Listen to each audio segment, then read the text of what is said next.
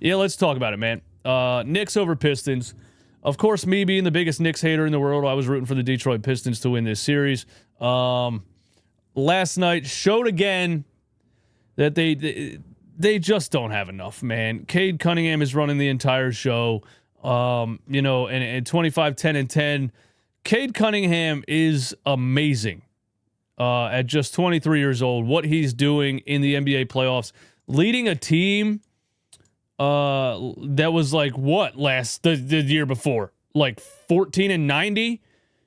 Cade Cunningham completely transformed this Detroit Pistons basketball team at such a young age, and to be in the playoffs and to be playing with the level of confidence that he's playing with and the level of just like veteran mindset at such a young age. There's the play where Ron Holland gets up and wants to go fight Karl Anthony Towns, and Cade Cunningham shoves him away like a big brother, who has his best interests in mind. Cade Cunningham is not playing like a 23-year-old. And I want to say, I think that the Detroit Pistons have an amazing young core to build around for the future. And the fact that they've put up a fight in this playoff series the way that they have is admirable. And Pistons fans, I am absolutely jealous of you because you have a young, fun team. Your leader is 23 years old, which means you got the next 10 plus years of playoff basketball to look forward to. You have these players growing together and developing you just got a lot to look forward to. The Pistons fans in that arena were amazing during these games. I'm not saying it's over, by the way. It's probably over, but I'm not saying it's over. But I'm just saying I'm happy for Detroit Pistons fans after not being relevant since the early 2000s. And Cade Cunningham has been nothing short of amazing in this series. And when you really look at it, who do they have outside of Cade Cunningham? Again, Tobias Harris. People were like, Tobias Harris, is playing so well in Detroit because he doesn't have to be a second option. Yes, he does. Yes, he actually does. When you really look at it, the Detroit Pistons are losing because Tobias Harris is Tobias Harris. And I know he's showing some toughness and some grit and some things that he didn't show when he was in Philly. He looks a lot more passionate about the game. He's scrapping. He's talking trash. I never saw him talk trash once in my life in a 76ers uniform. But he's still Tobias Harris. And when Tobias Harris is your second leading scorer, you're done for. He's not a number two. He can't do it. Look, Tobias Harris again last night, 18 points. What did he do in the big fourth Q? Goose egg. Back to life. Back to reality. He can't do it. 0 points, a -9 in the fourth quarter, and you lose. If Tobias Harris gives you a single fucking basket in the fourth quarter, you win the game. Can't do it. Jalen Brunson, of course, again, was clutch as hell. He has just been doing this. I mean, really, the whole past 3 years he's been with New York. He is the clutchest player in the NBA. I give him credit for that all the time. Look at Jalen Brunson. I don't even have to. My thing froze. Look at Jalen Brunson in the fourth quarter, bro. This is what? 15 points on 7 for 11, 63% from the field, 68 true shooting percentage, and a +11.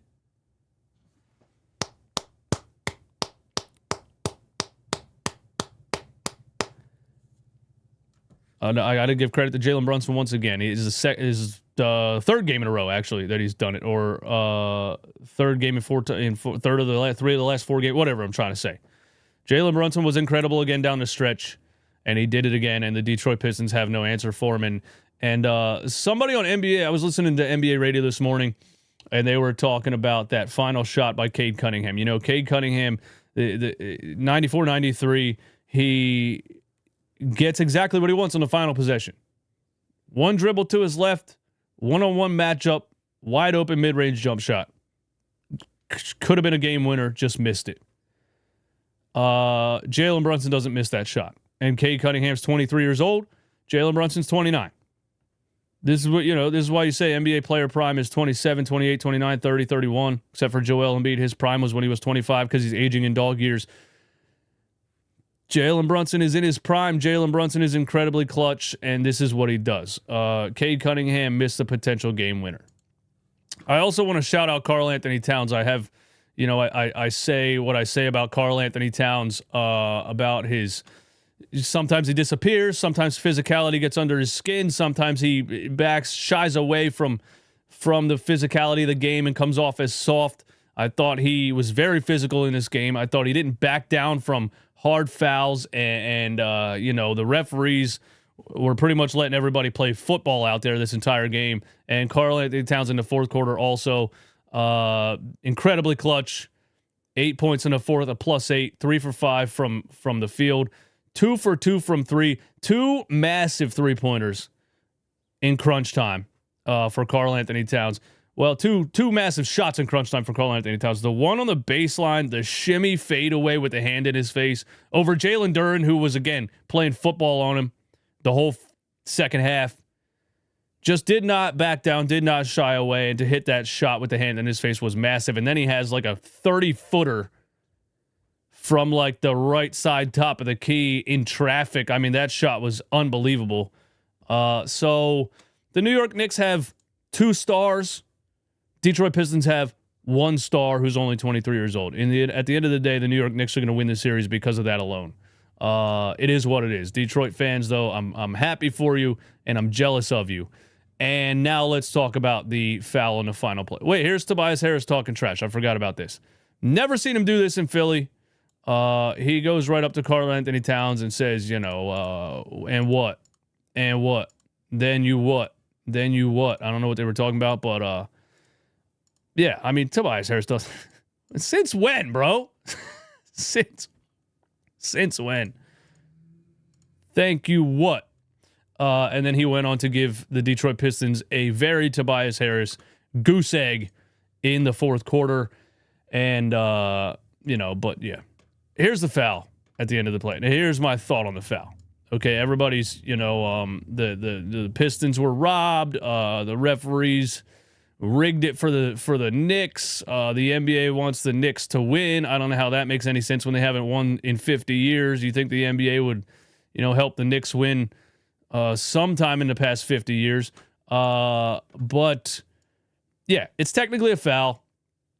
I get it.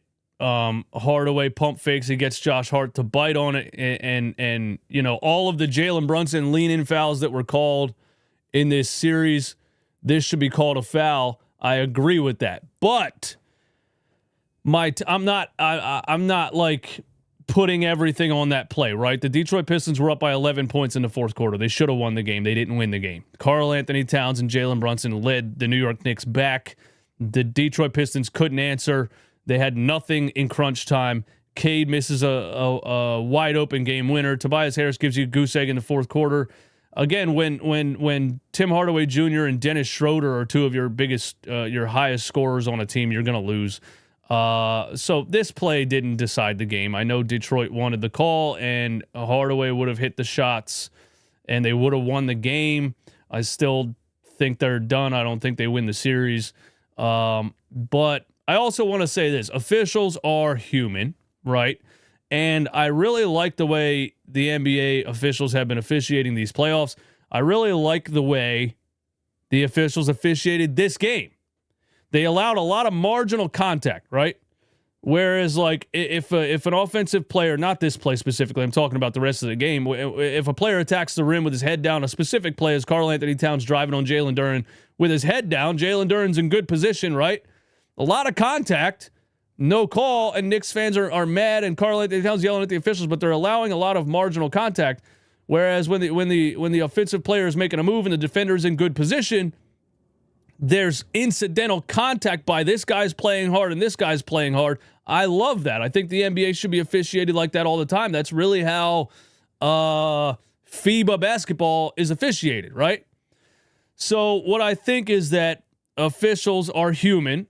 They got used to the way that they were calling this game, especially the fourth quarter. I mean, it was a damn knockdown, drag-out boxing match, basically.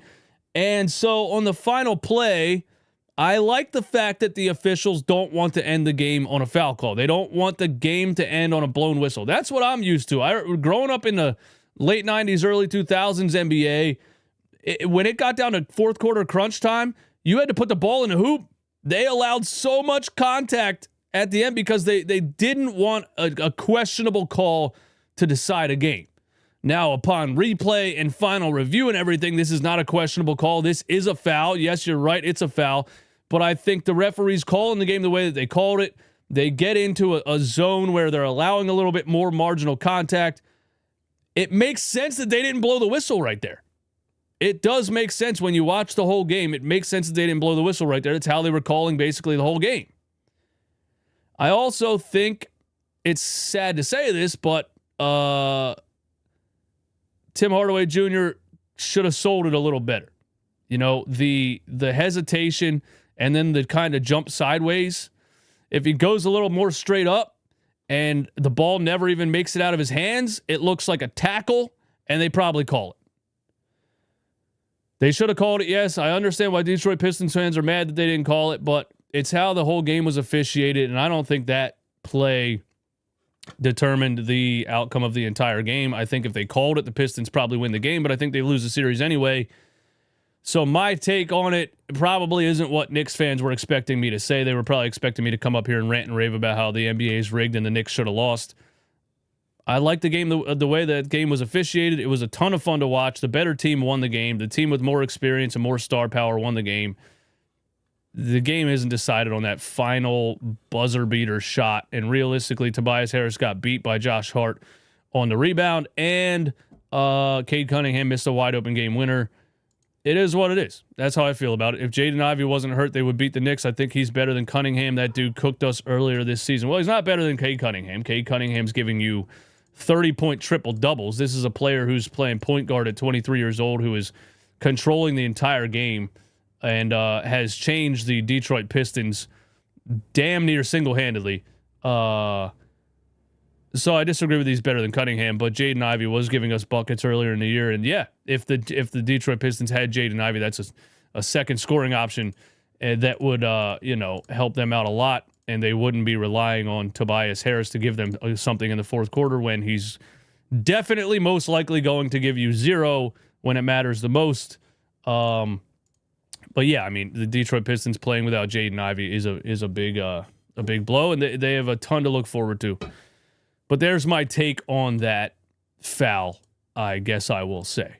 Last year's 76ers team did better against the Knicks than these fraudulent bad boys. Well, the 76ers had Joel Embiid healthy, or at least off of knee surgery, and 80% healthy, and had 30, 10, and 6. They had Tyrese Maxey averaging about 30 points per game in the series and took, one game single-handedly by himself with a 47-point performance and a half-court buzzer beater to send it to overtime. Yeah, I mean, the 76ers had 2 stars on the floor. Again, the Detroit Pistons have 1 star on the floor. Brunson flops and Josh Hart over back non-calls typical Knicks playoff series. Josh Hart got grabbed, pulled, and pushed out of bounds before that. Hart went straight up and Hardaway tried to bump him. Well, that's just not true.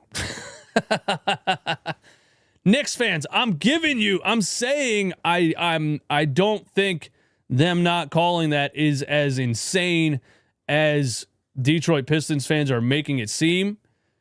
And I like the way that they officiated the whole game. But if you're going to sit here and say Josh Hart went straight up, that's just flat out not true. I mean, you saw the play. Damian Lillard is cooked and Glenn Rivers is cooked. Do you think Doc Rivers gets fired, man? It's interesting. It's interesting to think about because of all of the Damian Lillard injuries. But when you trade for a 34-year-old player, these are the things that happens. And the Sixers learned this the hard way, except they signed him to a max contract until 2028, like a bunch of R words. But anyway, Celtics Magic pretty much